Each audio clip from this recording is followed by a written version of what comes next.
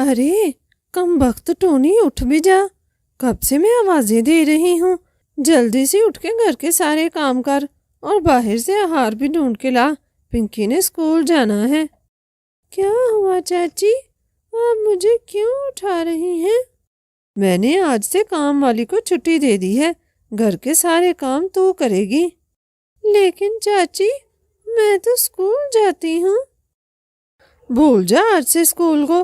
तू किसी स्कूल नहीं जाएगी। हम कहाँ से तेरी फीस भरें? तेरे माँ और पिता दोनों मर गए हैं।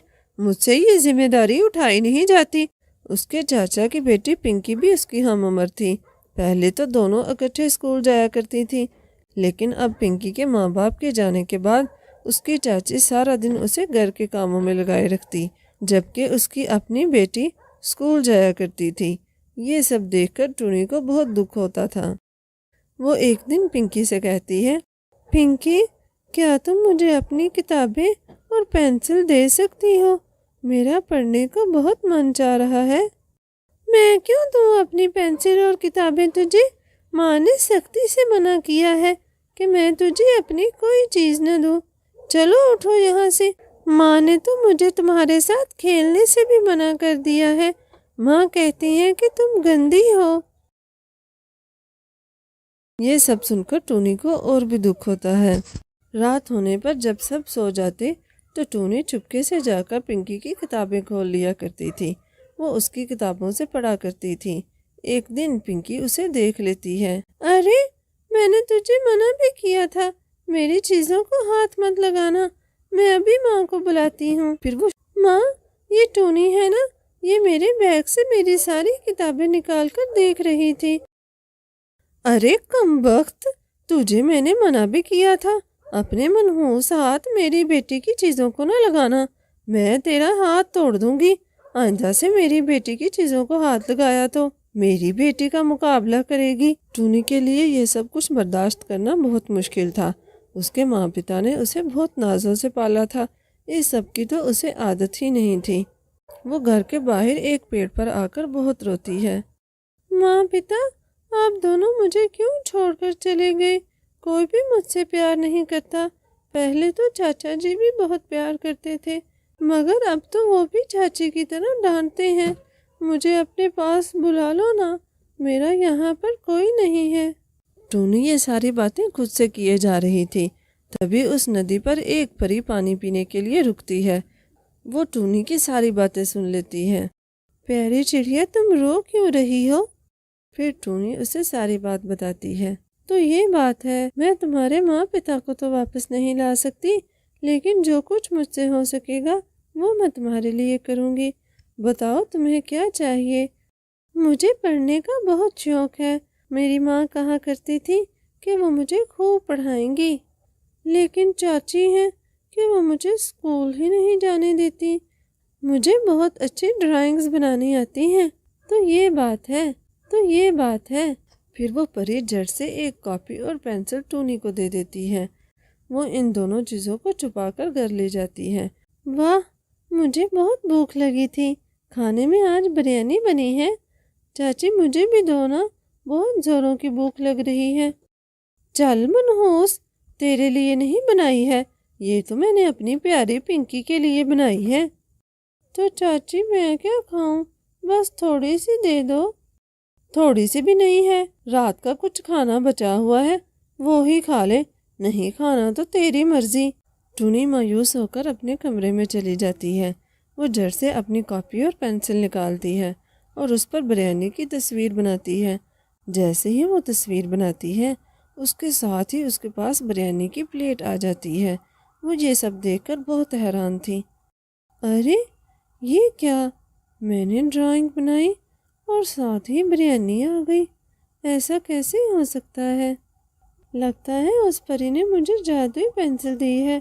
इससे कुछ और बनाकर देखती हूँ। फिर वो अपने लिए एक सुंदर सा ड्रेस बनाती है। जैसे ही वो ड्रेस बनाती है, उसके साथ ही वो ड्रेस उसके पास आ जाता है। तो ये जादुई पेंसिल है, लेकिन मुझे इसे छुपा कर रखना होगा। कहीं पिंकी और चाची जी को पता चल गया तो वो ये सब मुझसे छीन लेंगी।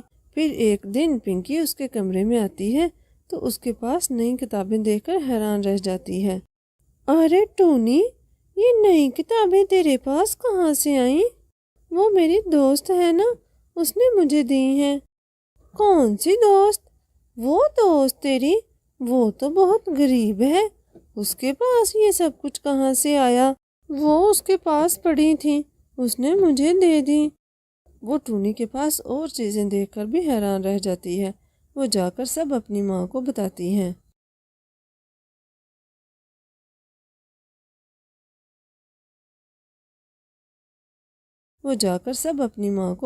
ہیں۔